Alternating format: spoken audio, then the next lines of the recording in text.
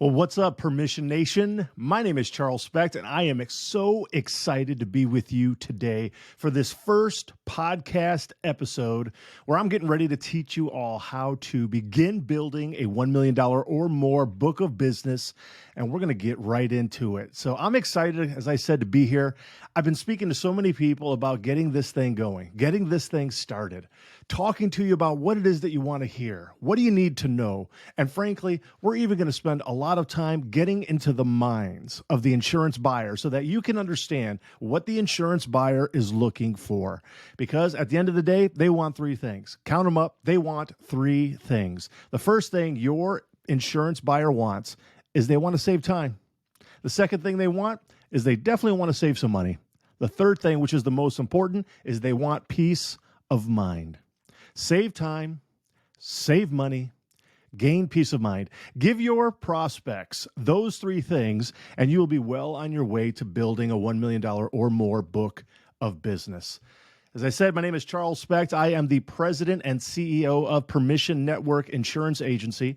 I own my own agency, but I have zero employees, zero carrier appointments. I don't represent any carriers. I don't place any business. I have no policies. I don't take any commission. What I do is I work with insurance agents to actually help them become more successful. It's a lot more fun. It's a lot more exciting than having to actually put together apps and so forth. I love to be able to see the producers actually get that win, to be able to see that smile that they heard somebody say yes. But I not only do this working with insurance agents, I have another side to my consulting practice, which is a large portion of what I do. That side is constructive risk. Really, and I'll get into the backstory here in just a minute, but when I left the brokerage side of selling insurance, I opened up a consulting company. I opened up a consulting company where I was being paid directly, hired directly, and paid directly by the insurance buyers, mostly construction companies. The construction company would hire me and pay me a fee to actually manage their entire insurance renewal process for them. Help them with loss control, help them with some safety, make sure their insurance agent or agents were doing the right thing. And when their policy came up for renewal, I would actually manage the program with them so that I would work with their agent and maybe even bring in any other agents who had something special to offer to that particular client. And so at the end of the day, what I would do is I would just work with all of those people, making sure everybody was doing what they were supposed to be doing. Going to the right carriers, making sure they were putting together the best submission, going to the underwriters, and then I would work on the negotiation. I would make sure at the end of the day that the insured got three main things. Three main things. Can you guess what they are? Save time, save money, gain peace of mind. I want you to understand something, is that particular consulting company, which I've had now for over 10 years, and it continues to thrive. I have construction companies that hire me all the time to do this. It exists because the insurance buyer doesn't necessarily trust you. They don't trust you. Get over it. They don't trust you.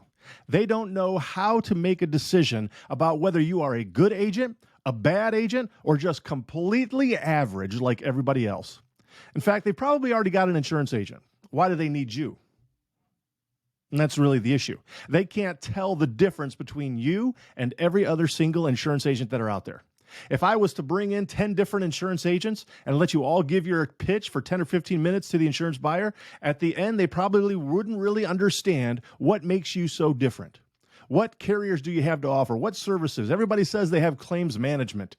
Really, what does that mean? Everybody says they have really good relationships with underwriters. What does that mean? They just don't know. And so as we really dive into the future episodes here, there's one thing you're probably going to hear me say very often, and it is this. It is that your insurance buyer has the insurance mentality or insurance understanding, comprehension, of about a 4-year-old child. They just don't even know what they don't know. They don't know what makes you different from every other agent. They don't know what makes one policy different from another. They don't know what is the difference between one asbestos exclusion and another. They just simply don't know. Ignorance is what they have. And so what is required then is that we provide some kind of level of assurance to them. And again, I'm telling you, they hire me as their insurance consultant because, listen, because they just don't know how to trust you. If you, as an insurance agent, could really get a grasp on this, why the prospect needs to save time, needs to save money, and at the end of the day wants peace of mind. Once you begin to grasp those three things and your entire prospecting strategy, your messaging, your cold call, your email, your social media, your walk-ins, your networking, once you understand those main three things, your book of business is going to begin to skyrocket. Period. It's going to skyrocket because they are going to see you as the obvious choice of which agent to do business with. Help them save time. Help them save money. But what is most important is peace of mind. They want to know that at the end of the process, they chose the right insurance agent, they chose the right policy, and in the event of servicing needs, you're going to be there and actually help them accomplish what they want. That if they ever have a claim, it's going to be covered. That the insurance adjuster is going to do a good job and that they're not going to be left holding an empty bag with no coverage because you didn't actually do the right job. They want peace of mind. And I'm telling you, saving time, very important. Saving money, very important. But what is most important to your insurance buyer is peace of mind. You say, well, I don't know, Charles. Everybody says they want to save money. All my prospects say, just save me some premium and I will give you the business. Yeah, no doubt. I mean, who wants to pay more for insurance? Nobody wants to pay more for insurance. But I just need you to understand that the insurance buyer has the mentality of insurance of about a 4-year-old child. They don't know what they don't know. The only thing they do understand, the only thing they can comprehend is how much they are writing a check every single month. They know how much things cost. That's about it. They don't know how to quantify how much time necessarily this is costing. They don't know how to quantify how much peace of mind they have or do not have. The only thing they can understand is when they look at the end of your proposal or at the beginning of it, wherever you put it in the proposal, the only thing they know is what's the bottom line number. This thing's $100,000. The next one's $112,000. I got one here for $98,500. That's all they really understand. And so they might tell you, I just want to save money. But how many times have you, as the incumbent agent, been more expensive than other quotes that have come in and yet still retain the business? I would suspect probably a lot, because the industry statistic out there is 92% of the time. Whoever's the incumbent agent retains their client 92% of the time. You might be more expensive, but you retain the business because it's a lot easier just to stay with who you have than to go with an unknown entity, a different insurance provider, a different agent, a different agency staff, a different carrier that you're not familiar with. So if I was to switch that then, no longer being the incumbent agent, but now you're a competing agent. The incumbent agent keeps their business 92% of the time on average in commercial business. And so you've got about an 8% shot. But you will always hear your prospects say, I want to save some money. If you can save me money, I will do business with you. But I know, because I have been a producer for about 10 years prior to being an insurance consultant, I know, just like you, that there have been plenty of times where insurance agents, competing agents come in and we are less expensive, sometimes significantly so. We are less expensive, but we do not get the business. Why? Because they told us that they wanted to save a lot of money, but when it came to actually making the decision, what was most important? What was most important was peace of mind. It's just a lot easier to stay with who you have. And so when it comes down to prospecting, when it comes down to sitting face to face with that prospect in their office, you need to get really good at uncovering the pains, figuring out the problems that they have. Where is the other agent dropping the ball? And then you need to have, as we're going to talk about a whole lot into the future, you need to have a very good understanding of a timeline of services based upon the micro niche so that the insured will begin to see that you are the obvious choice of which agent should be representing them to the marketplace. Hands down. My clients who put together a timeline of service that shows the insured exactly what you're going to do for them over the course of a 12-month period, which shows exact dates on when you're going to provide these things. Those timelines of services are the things that I hear hands down from my clients that get them more signed broker of record letters than anything. Anything. If you get a very good dialed in timeline of services that represents the micro niche that you're going after, it's almost like you're writing yourself a blank check. You're going to take that to the bank. You're going to be able to build your book of business to $1 million or more if you can get the insured to realize that you are the more obvious choice of which agent to represent them. Again, that timeline should save them time. That timeline should save them money. And when they're finished looking at that timeline, they're going to say, this is exactly what I've been looking for my whole life. Peace of mind, baby. That's all they want. They want to have that peace of mind. And so let me tell you, I started in the insurance business back in the year 2000. I had a buddy who was in the business, and I had made a switch, moved to a different part of California right after my first son was born, and was trying to figure out what I was going to do with my life. I was thinking about coaching baseball. I was in sports and athletics my whole life. I was on scholarship for baseball in college, just loved playing sports. I thought, you know what? I'm going to go to high school, be a teacher, and be a coach. And so I went and I started going through that process. And, as I did a number of days of being like a substitute teacher and going through it, I thought, you know what? I really don't want to do this. I like the idea of coaching. I just don't like the idea of being an actual high school teacher. Wasn't something that I think, frankly, I had a whole lot of passion for. I had the passion for the coaching side. I had a passion for the athletics. I just didn't have a passion for being a high school teacher. It's a tough job they've got. And I just didn't want to do that. I just didn't feel that was my calling. Well, my friend was in the insurance business for a few years, and I was newly married about a year and a half. My son now was just born, and I thought, well, I have to put food on the table. I got to be able to pay the electric bill and all that, so I need a job. So he got me an interview with a very good, reputable regional agency here in California, up in Northern California. Great agency, a lot of good people, really good reputation, so forth. And so I got hired there. I worked for a smaller profit center for that agency in a smaller city. And so I did what every other agent actually does typically when they go to an insurance agency, is they tend to write the same kind of business or the same types of clients that everybody else in that agency is writing.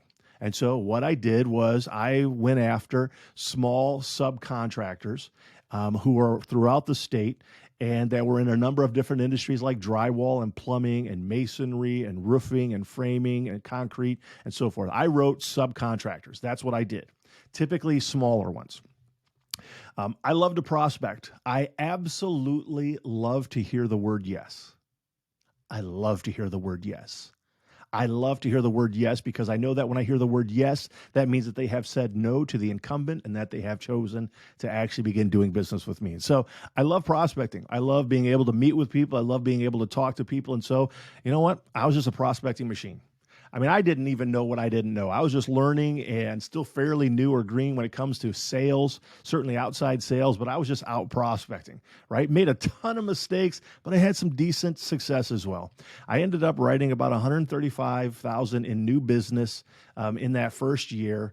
And it was something like 30, 35, I think it was about 30 or so different clients. So I got about 30 clients in that first year, about $135,000. It ended up being something like, just trying to remember off the top of my head, but I think it was something like $4,000 of total commission for each particular client. So that would be general liability, workers' compensation, auto, property, umbrella, all of that for your property and casualty policies. So very good success for that particular agency. But that agency in that particular profit center was kind of having some issues. The leadership they lived far away, and so it was just kind of becoming a little bit of a problem. And I didn't really foresee how I was going to be able to have the success that I wanted and make the kind of money into the future that I wanted, because I started looking at, okay, here's what I had. I had good success. I made $135,000 of revenue, but I brought on 30 clients. If I have to do that again, that'll be 60 clients. That'll put me at around like 260. If I have to do that again, that means I'm going to have 90 clients. then I'm going to have 120 clients. And I began to realize that I just can't continue down that particular road because I'm not going to get to the amount of money that I want to make per year where that I know that I'm going to be really, really happy. It wasn't the kind of success that I was looking for. But I was so green in the insurance business. I didn't know what I didn't know. And so I decided that I needed to make a switch from that agency to a different agency because I saw just a little bit of the writing on the wall with what was happening in that particular profit center. And I knew that it was time to make a switch. And even, to this day, that particular profit center doesn't have salespeople any longer, just a pure servicing staff. So I feel that I did make the right choice overall. I went then to work for a larger alphabet house. Okay. Really good agency. Great people, I think really good leadership, just a completely different feel, definitely more corporate, publicly traded insurance agency, and just a good agency, a good company, really good people. When I went to work for them, however, they didn't tell me something about what's called what I refer to as a minimum revenue threshold. The minimum revenue threshold is basically how much money that account has to bring in before they're going to pay you any money. So once I had already interviewed with them 3 or 4 times, I finally accepted the job at the location that I wanted, signed the dotted line. They said, Charles, we're grateful to have you here. And one of the main reasons why you're here is because we really appreciate the effort, the productivity you had in the prospecting. The problem, however, is that the size of the accounts that you were going after really don't fit what we're trying to do here. And so we wouldn't even pay you for the vast majority of those clients that you wrote. In fact, they told me at that time that the minimum revenue threshold was about $5,000, even though it kind of wasn't necessarily a written thing. They just said, we don't really pay our insurance producers for anything less than $5,000 of revenue. I think even today, it's up to $10,000 for that particular agency. The minimum revenue threshold, it really then forces you to go after larger accounts because that particular agency, they really prided themselves on offering a level of service that many other agencies couldn't provide, services that other agencies couldn't provide. For example, they had attorneys on staff, right? Attorneys in the agency that they could review contracts, actual claims management department, multiple people that all they do are claims, right? It wasn't that just we can offer claims management that maybe our account manager can contact the adjuster, which is what many insurance agencies do. They actually had a full-blown department that provided those types of services. And so because of that, they simply couldn't provide those services to smaller accounts. They really were focused on the larger account. And so they said, Charles, you need to start really doubling, if not tripling, the size of the account that you go after. So, man, I was at that time 24 years old. I looked like I was about 17. And I had about a year of insurance selling the insurance industry under my belt at that time. I mean, I was still so green. 24 years old, looked like I was 17. Barely, could understand, what all the exclusions were on a normal general liability policy. And they were like, you need to go out and write significantly larger accounts. And I just thought, man, this is not going to work. I am not going to be able to succeed here. This is not going to work. I really began to second guess myself. I began to question myself. I didn't think this was going to work out. But I decided, you know what? I'm just going to give it my best shot. I'm going all in.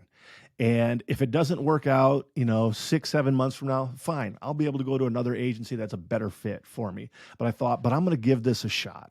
And so I really went for about 2 weeks. And I was just trying to find out as much information about the agency that I could. All the carriers that they represented, all the kind of the main practice groups and the types of businesses that they go after. What made some agents actually very successful versus other agents.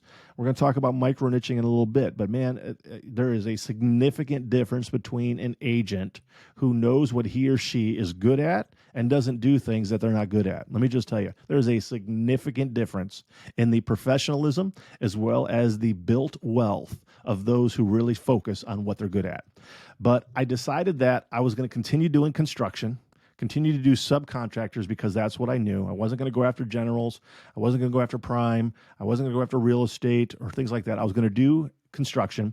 I was going to do subcontractors, but I just decided that I was going to have to go after significantly larger ones. I was going to go after the same industries, drywall, concrete, plumbing, all that, really just focused on subcontractors. But I decided that, okay, the first policy that I ever write is going to have to be $20,000 of revenue. That is commission and fees. So the first policy that I write for an insured is going to have to be that amount. Now, again, let me just remind you, I did not think this was going to work. I just decided to go big. I just decided to really go big and see, you know what? I'm going to give it my best shot. If it works out, great. If it doesn't work out, that's okay. I can go somewhere else. I was still fairly young. I knew that I could find another place, even if it wasn't in the insurance industry. But I just decided I'm going to go big. So I was basically prospecting the same way.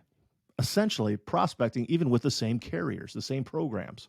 I didn't even have to change my relationships with my underwriters for the most part. I just went after bigger accounts.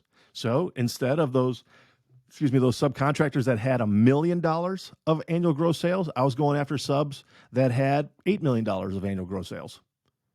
That was it. They just had more vehicles. They just had more property. They had more tools. They had more employees. So the premiums were significantly higher. Everything was still the same. The pitch, the carriers, the relationship with the underwriters. Everything was still the same. I just decided that I'm going after bigger ones. Now, again, I looked like I was about 17, had only about a year under my belt, was brand new, didn't even really understand all the ins and outs of the agency where I was at. But it actually went really, really well. For that first year, when I finished at that second agency where I was at, I did about $360,000 of revenue in that first year. Again, so that is commission plus fees. I only did something like, I think, 15 or 16 different clients. So I had half the amount of clients that I wrote that year compared to what I wrote at my first agency. Remember, my first agency, I wrote 30. Here at the second one, about in the second year into it, I wrote 15 clients. So half the number of clients. My first agency, I did about $135,000 in revenue, but I did about $360,000 at the second one. What was the difference? Just the size of the account. I want to tell you that as we get into so many different episodes in the future, I pray that you take that to heart. I hope that you understand that you don't really have to change much of what you're doing. We're going to definitely refine some of the loose ties, the loose edges, the rough edges that you've got. But if you do nothing else other than go after larger accounts, you are going to make more money. And so I did $360,000 that year, did 15 clients.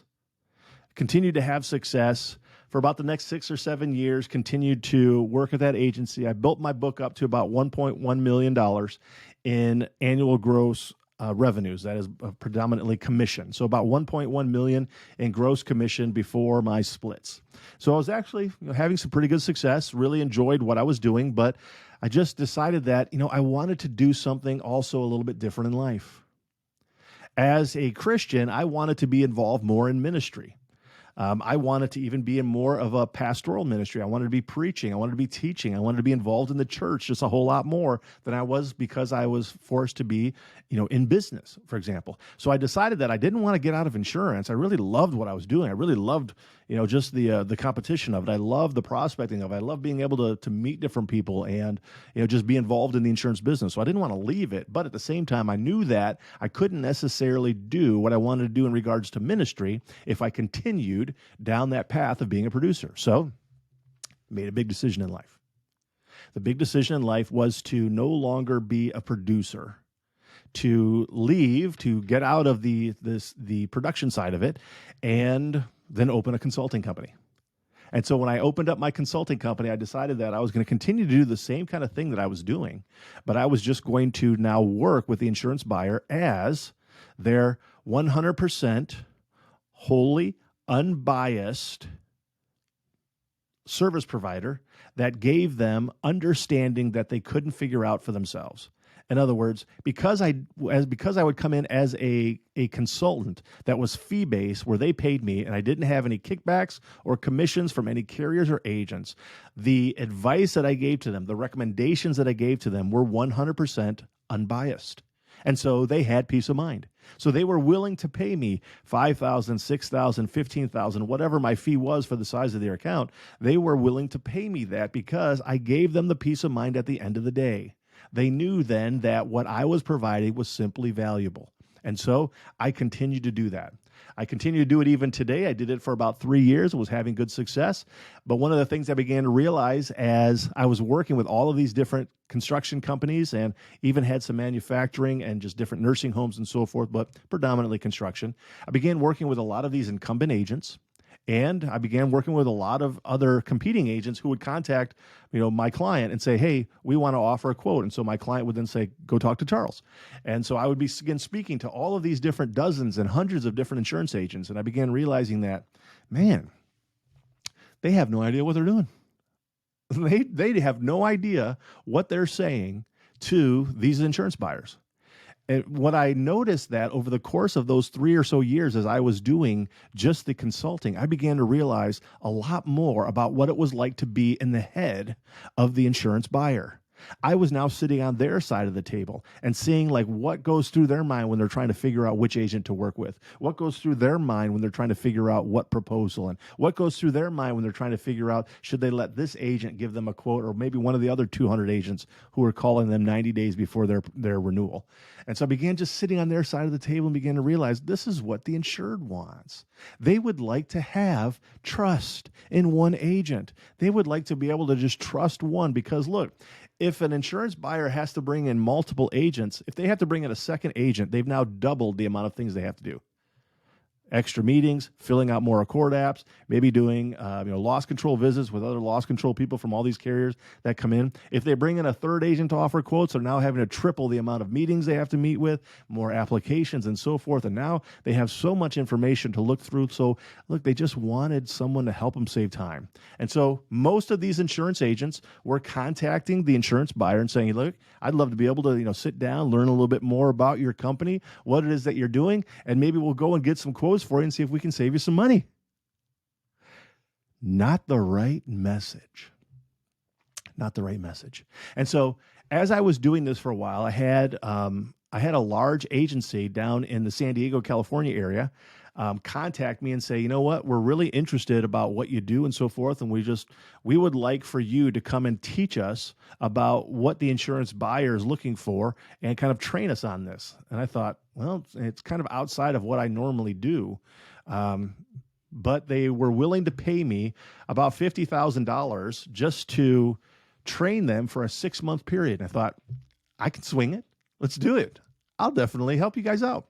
So I began training that agency, and it was a decent agency, a very large agency. And I just began to realize that, man, there's a hole here.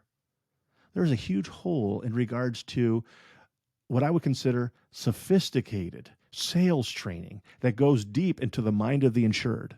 There's a lot of superficial training out there. There's a lot of policy language training that's out there, which is good. I'm not knocking it. It's great. Got to know you better know what you're selling. It's just not how you sell. So I began to realize that there's a need here. And so I began to make a little bit of a pivot. Began then working with insurance agents. Began then working with them one-on-one. Had a number of agencies who continued to bring me on as a retainer and to work with more of their agents. And so I just began serving then even as a contract chief sales officer. I've worked with dozens and dozens of agencies all around the country and in Canada. And I work with lots of individual insurance agents who hire me and pay me out of their own pocket because their agency doesn't have the budget for it, or frankly is just too tight and unwilling to actually invest in their producers, so they pay for it out of their own pockets. But there's just not really good sales training out there. I think it's changing. I think things are getting a little bit better, but man, there's still a huge gap in actual sales training that works. And so what I began doing is focusing on the broker of record letter. Brokerofrecordletter.com. Go there if you haven't been there. Brokerofrecordletter.com. I focus on working with insurance agents to help them get more broker of record letters. You want to know why? Because that's what my client, the contractor, wants. They want to be able to pick one agent. I don't focus on the broker of record letter just because I think it's an awesome, interesting way in which to prospect. No, I focus on the broker of record letter because it's what the prospect wants. They don't want to have to go through a quoting process.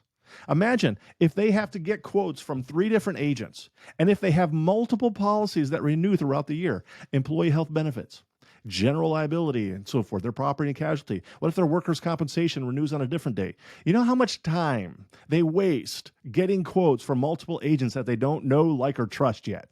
Huge waste of time. And so my focus is on the broker of record letter, not just because it's smart, not merely because it's wise, but mainly because it's what the insured wants. They want to be able to pick one that they trust. And so that's what I do. I help insurance agents build a $1 million or more book of business through signed broker of record letters. If you weren't paying attention, let me say it again. I help insurance agents build a $1 million or more book of business through signed broker of record letters. I introduce the insurance buyer to their new insurance agent, and the difference, what is tying those two together, is a signed piece of paper that gives you permission. That's why I named my company Permission Network Insurance Agency, because that's what you need, the insured's permission to exclusively represent them in the marketplace. You get the insured signature on a signed broker of record letter, you're winning. You're winning. You're winning. The broker of record letter is the fastest, smartest, most ethical approach to building a $1 million or more book of business. And I really hope you can get some more of them, because that's what I teach insurance agents to do. And so as I even begin bringing this first episode to a close, I'm excited about what the future has to offer. We're going to be talking about the importance of no longer offering quotes to non-clients. Just stop that nonsense. Stop throwing mud against the wall to see what sticks. Why? Because you're in the insurance business. You're not in the chicken business. Chicken business, those are the people who wing it. Get it? They're just out there winging it. That's the chicken business. We're here in the insurance business, and we provide services, and we provide those services, if you will, to insurance buyers who pay for our services. So stop offering quotes to non-clients. The second thing we're going to talk about a lot is developing a micro niche. Look, insurance buyers are looking for insurance agents who are in their industry that just also happen to understand insurance. They're looking, for example, a plumber is looking for an insurance agent who's in the plumbing industry who just happens to understand insurance really well.